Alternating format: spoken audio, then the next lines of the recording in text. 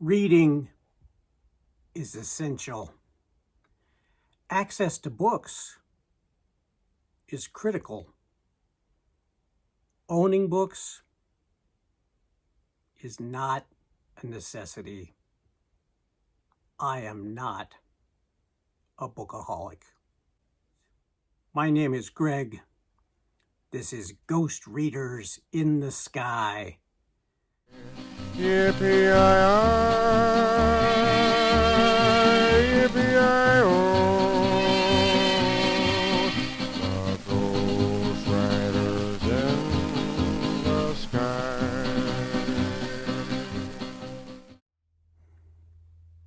I'm here today to do the Bookaholics Anonymous tag. I'm not sure what the origin of this tag is, but I know I saw Gavin do it at Genre Books. I saw Alan do it at Alan's Reads. So these are my opinions, and they're not for everybody. And I have no qualms whatsoever about how anybody chooses to acquire and collect and store books. But I'm going to use this tag to tell you what does work for me and makes me the most happy. Question number one is, what do you like about buying new books? Well, for the books that I am trying to collect, I like that pristine condition. So that makes me happy to have a brand new book in beautiful condition that I may read, but it is there to be displayed and to be discussed and to talk about the content and the writing and the author, and to be used as a great conversation starter. Prompt 2 is, how often do you buy new books? Well, if we're talking new books, not used books that I find at a thrift store or something, I got one new book in 2025, and that was as a Christmas gift that I asked for. The book I asked for was this edition of The Monkey Wrench Gang by Edward Abbey. He wrote this in 1975. 1985, Robert Crumb was commissioned to do artwork specifically for the novel and for a calendar to go alongside it. So this is a fantastic novel that I have read more than once, but I did want this edition with Robert Crumb's illustrations.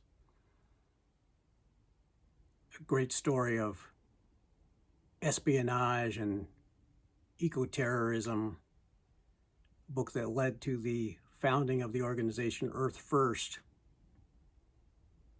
And I am very happy to have this book. That is the only new book that I got all of last year. Prompt 3, bookstore or online shopping, which do you prefer?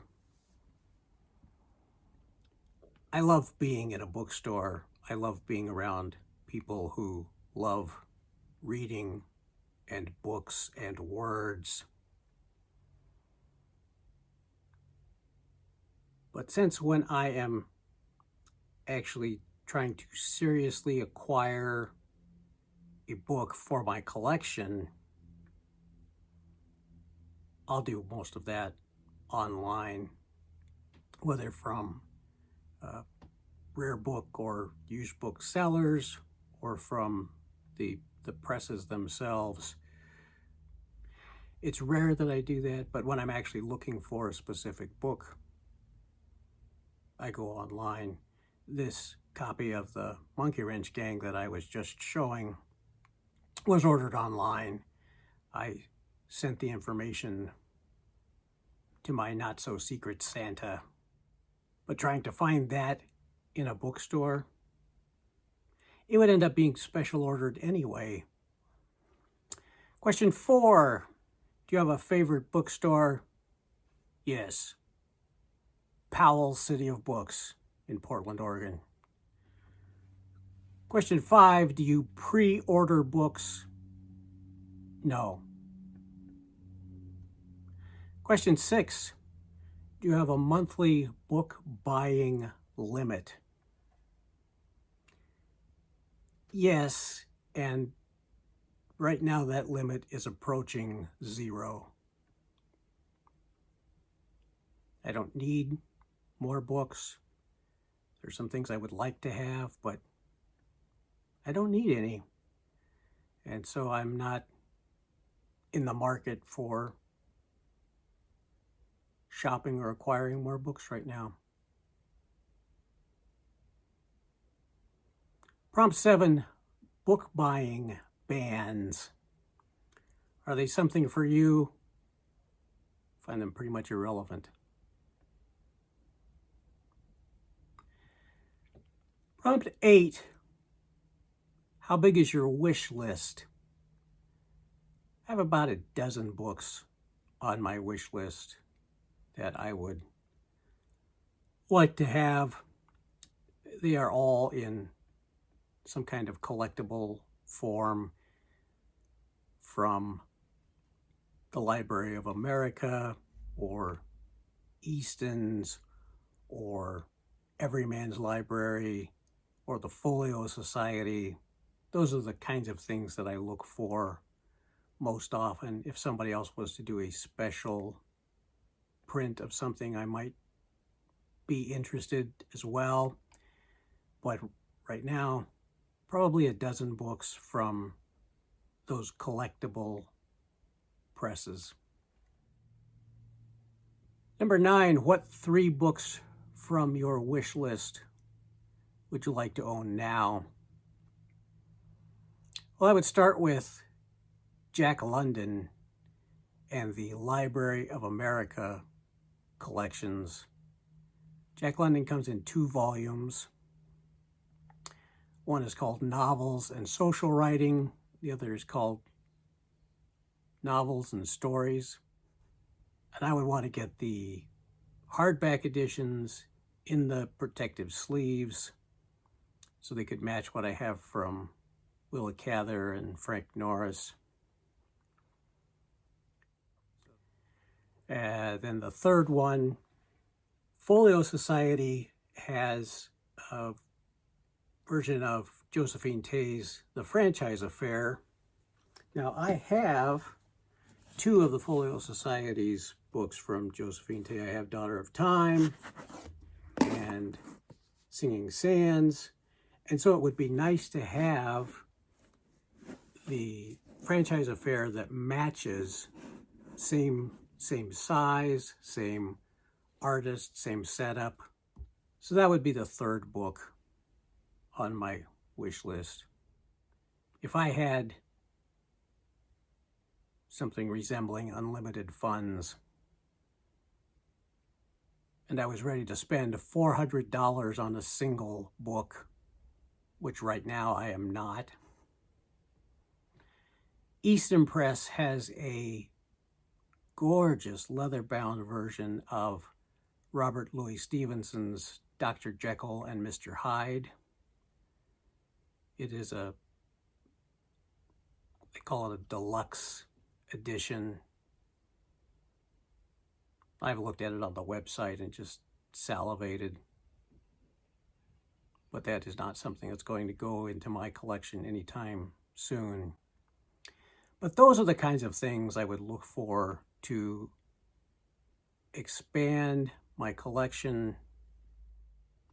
These are books that I want to have on the shelf to display, but I want them to have meaning.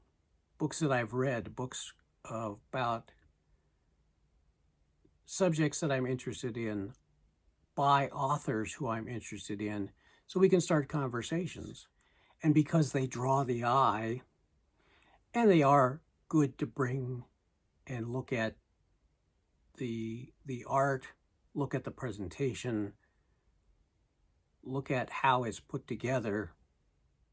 So there it is, my own personal philosophy about owning and collecting books. We all approach reading from different directions. We come from different places. We're always dealing with the material conditions on the ground.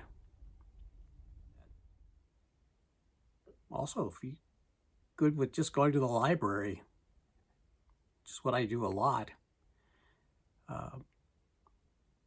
And today a lot of libraries have not only physical books, but ebooks and audiobooks that you can borrow. So there are a lot of ways to read the things you want to read and acquire the things you want to acquire. Those are my thoughts. I'll leave the prompts below in the description.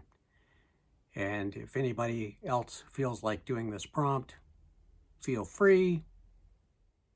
Just know that however you get hold of the books that you read, reading is essential. That's everything for today, my fellow readers. Till next time, my name is Greg, and this is Ghost Readers in the Sky. Yippee-yi-yi.